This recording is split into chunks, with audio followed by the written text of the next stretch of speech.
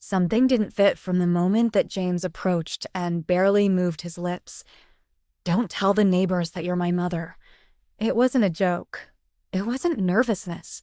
It was one of those phrases that someone rehearses before releasing them, the ones that stick between your ribs and stay there like a splinter.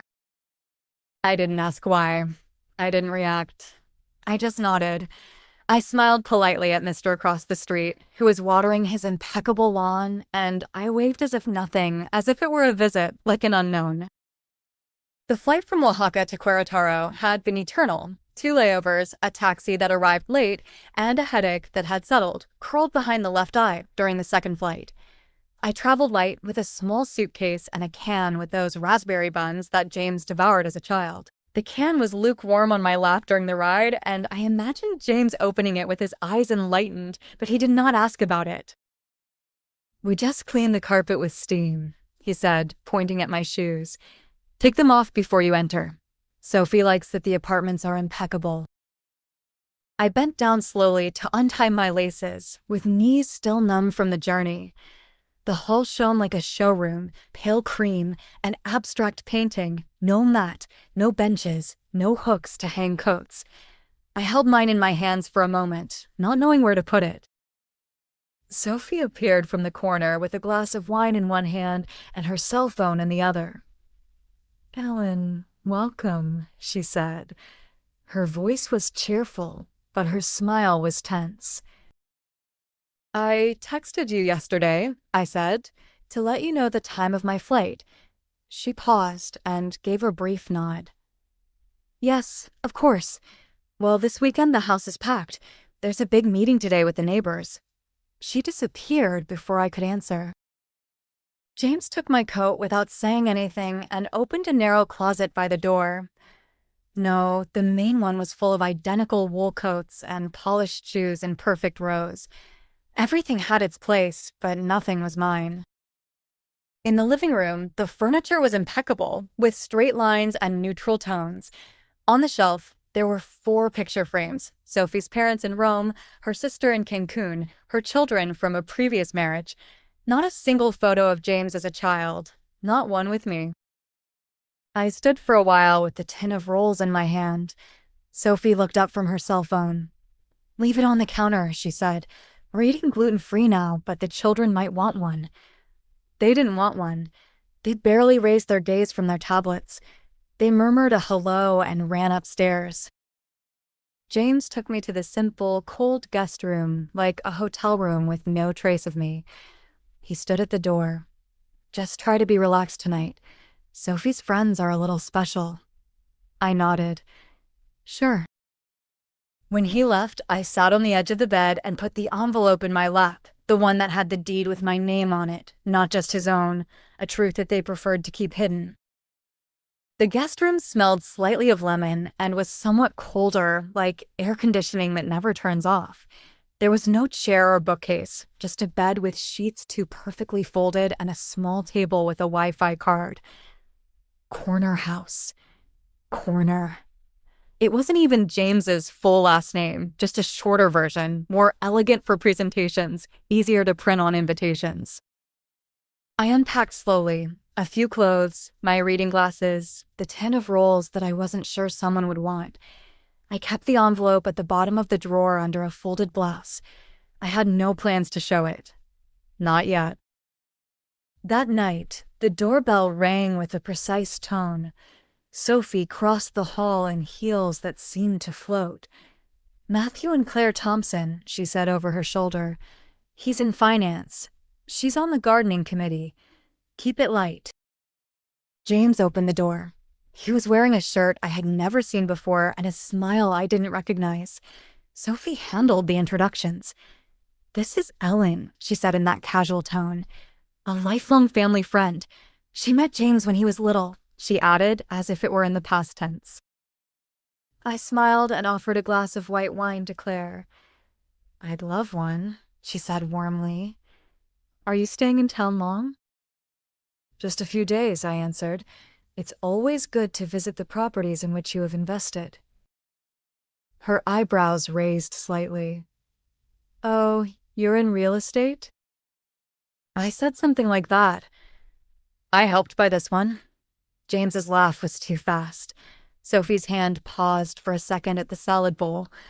Claire giggled, unsure if I was joking. I didn't clarify. The rest of the night was like a theater play. Sophie directed each conversation, dropping names like crumbs. James nodded to the rhythm, laughed at just the right moments, and fulfilled his role by her side. I sat on the edge of his life and saw how it unfolded perfectly without stains. Later, when the guests left with air kisses and promises of breakfast, I excused myself and returned to the room. The rolls were still intact on the countertop. Sophie had pushed them aside to make room for her floral arrangement. I sat on the edge of the bed again. The lamp on the bedside table projected shadows too defined to feel warm. My bag was at my feet, closed silently. I put my hand in and touched the edges of the envelope. It was still there, waiting. A fact, not a weapon. They had built a house full of precision and appearances, but I helped lay the foundation. My name was not in the photos, on the shelf, nor on the invitations, but it was in the deed. And tomorrow, they would go away for the weekend.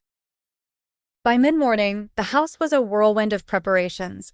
Sophie packed with military precision, diaper bag, sunscreen, emergency snacks. James moved silently behind her, folding towels, checking chargers. The baby whined from the swing while Sophie recited an itinerary in which I wasn't included. "We'll get to the spa at 4, she said without looking at me. "The person who takes care of the dog arrives Monday. Just rest until we return." "Of course," I replied. "You deserve a break." James hesitated before giving me a keychain. Front door, rear garage. The alarm panel sounds a little too much. Just enter the quick code. "I'll manage," I said. They were in a whirlwind of instructions and last-minute reminders. The door closed behind them with a clean, hollow click. I remained silent and waited until their car drove away. Then I moved, not with panic, not with adrenaline, just with the firm, calm step of someone who claims their space. I walked to the laundry room. The cabinet was right where I remembered, tall and simple, next to the machines. I opened it and took out a beige folder from among the appliance manuals and warranties. There it was, property summary, house on Sun Avenue, 316. Principal owner, Ellen Vargas, secondary part, James Vargas. I hadn't remembered wrong. I hadn't exaggerated. My name was first, my signature clear and dated. I put the folder on the counter and took out my cell phone. Hand steady, no drama, just a well-lit, clear photo. I opened my email and wrote to the address I hadn't used in 3 years, Stafford and lawyer. Subject, reference. I attached the image and hit send. No explanations. Emma would know. I returned the folder exactly where I found it, not because I was hiding something, but because I wasn't here to start a war. I was here to make room. That afternoon, I cleaned the guest room, not as an employee, but as a woman preparing a room for herself. I folded the blankets my way, opened a window, made my own tea, and found a cup hidden at the bottom of the cabinet, one with a small notch in the handle. Something real. By night, the house was calm, and so was I. Tomorrow would start again, not as a visit, but as someone who remembers where they stand. When the morning light slipped through the kitchen windows, the house was mine again. Not in title, that was always true, but in presence, in breathing, in sound.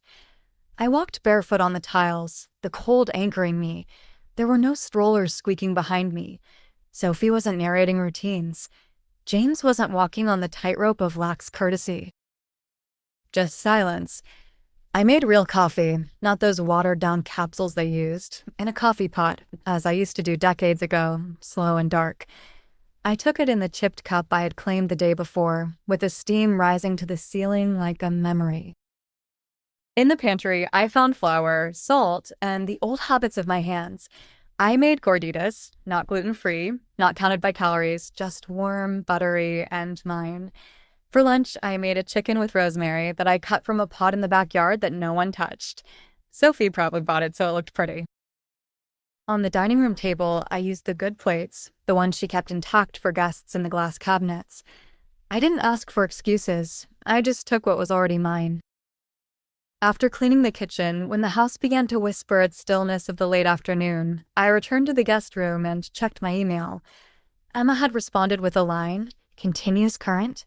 Ready when you are." I replied, "Start the transfer." Silently, I signed the form digitally and sent it again with a photo of the deed, now labeled confirmation of ownership. I closed the laptop and looked out the window. The backyard stretched out in perfect symmetry, new lawn, identical chairs, a litter box still wrapped in plastic. A curated life for photos, not for playing. For the image, not for memories. In the hallway, I passed by the black and white photo gallery. Sophie's children, her parents, even the baby posing against empty studio backgrounds. James was in none. I went up the stairs slowly, with knees creaking, and found the office door half open. Inside, the desk was austere, the shelves full of insurance awards and a diploma from a prestigious university. No family photos, no clutter, just small hidden wooden box behind a pile of business books. I opened it. Inside was a photo of James at 7, toothless, with eyes shining with something I hadn't seen in years. Below was a folded note in my handwriting. "Never forget who you are. Never forget who was with you." He had saved it. I closed the box carefully and left it where it was. Some things didn't need to move. That night, I had dinner on the patio with a blanket on my legs, watching how the shadows of the bushes swayed in the breeze, the windows behind me shining softly, a house that finally breathed at its own pace. On Sunday afternoon, I knew exactly what I would say. The house was still, expectant. I moved through it with deliberate care, without touching anything that wasn't already mine. In the hallway console, I stopped. I held the photo of James and me that I took out of the box in his office. Him, toothless, sunburned, wrapped in the sweatshirt I wore after long shifts at the hospital, my hand on his back holding him. I put it in a simple frame I found in a storage box in the garage marked miscellaneous. Mom, and I placed it in the center of the table. It looked okay there. In his office, I took the same notebook where he once scribbled work notes and reminders. I sat in his chair and let the pen rest in my hand for a good while before writing. "James, you asked me not to tell the neighbors that I was your mother. I didn't. You asked me not to mention the deed. I didn't. You never asked me to give it up. I didn't. You asked for help building a life. I gave it to you without hesitation because I believed in you, because I still do. I won't take more than what is already mine. I won't ask for thanks, but I won't disappear either. With love, Mom." I folded the note and put it under the framed certificate from his university, where I knew his eyes would find it first. Then I took Emma's package, signed an official, and placed it on top of the slightly tilted note. No red ink, no demands, just clarity.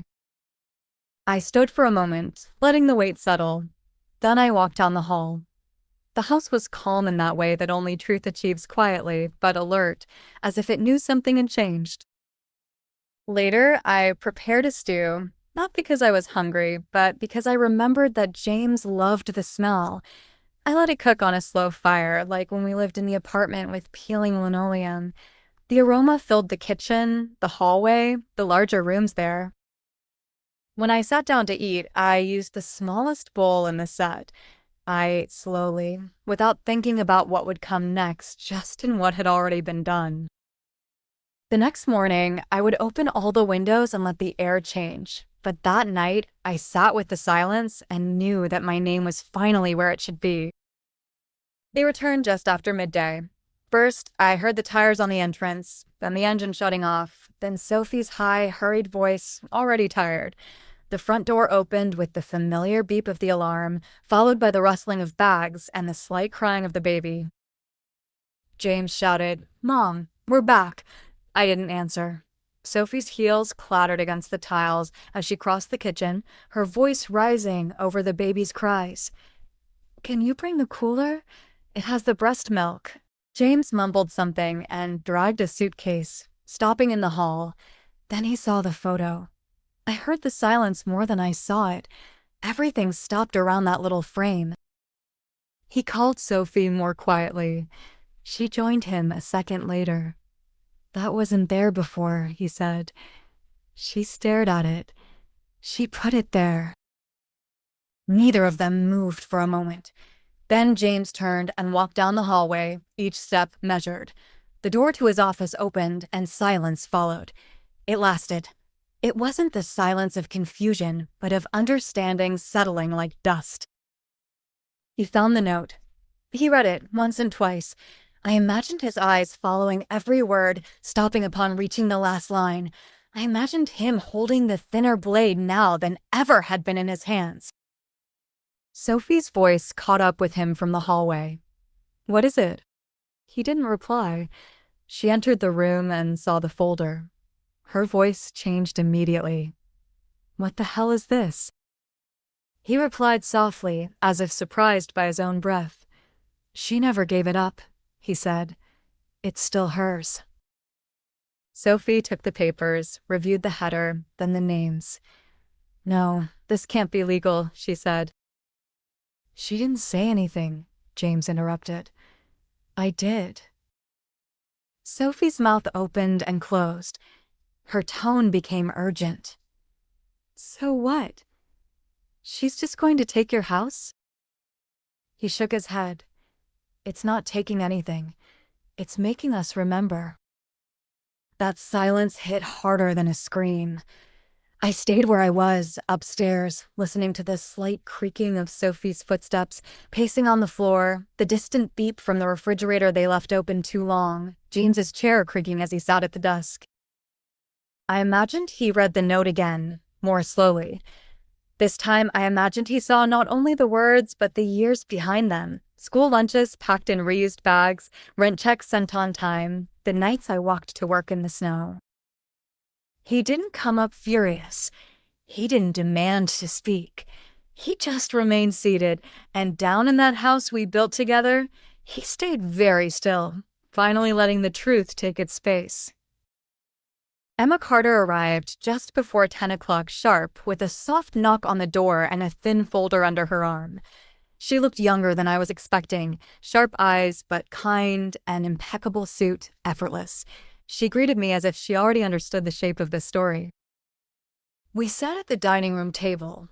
I had cleared it that morning. No centerpieces, no piles of design magazines, just space, sunlight, and 2 cups of coffee. She placed the folder in front of me and opened it with clean, precise movements. "This is the relocation package," she said in a low voice, "based on the documents provided by the lawyer Stafford. For now, you appear as the sole legal owner." I didn't flinch, I just nodded. She slid a tablet across the table. The electronic signature is the fastest. I signed where indicated. My name appeared in clean black letters next to each line. I didn't rush. I didn't pause. I just wrote the truth again. When I finished, she tapped the screen.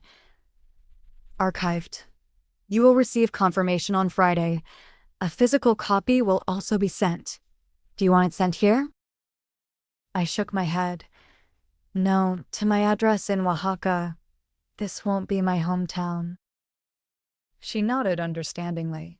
From a side pocket of her bag, she handed me a second, thinner, but somewhat heavier folder. "The document of the trust," she said. "As we discussed." I opened it and looked at the first line. Beneficiary, Violet Vargas, age 6 years. A name that had not yet learned to carry weight, but that one day would inherit something solid, something earned.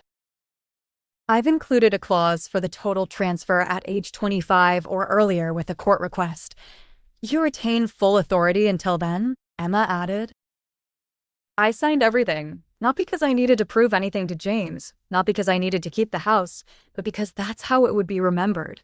Not only who built it, but who paid for the roof, who fed the child that grew inside it, who remained silent when it would have been easier to scream. Emma picked up the folders, stood up, and shook my hand. "For what it's worth," she said softly, "it's not the first time. We handle more of these cases than you might imagine." She didn't give details. She didn't need to.